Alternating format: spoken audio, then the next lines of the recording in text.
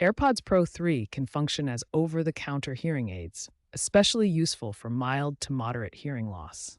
They amplify and clarify sound using features like Live Listen and Conversation Boost. While not medical grade, they offer a convenient solution. To set them up, first pair your AirPods Pro 3 with your iPhone running iOS 18 or later. Then navigate to Settings, Accessibility, Hearing Devices, and select AirPods Pro 3. Enable hearing aid mode to access Live Listen and Conversation Boost. For further customization, use the Hearing app to personalize settings based on your hearing profile. Remember, for severe hearing loss, consult a professional audiologist. Live Listen turns your iPhone into a remote microphone, streaming audio directly to your AirPods Pro 3.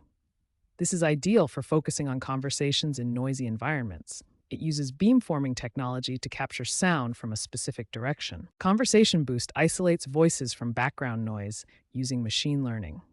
In essence, it amplifies human speech frequencies, making it easier to hear conversations.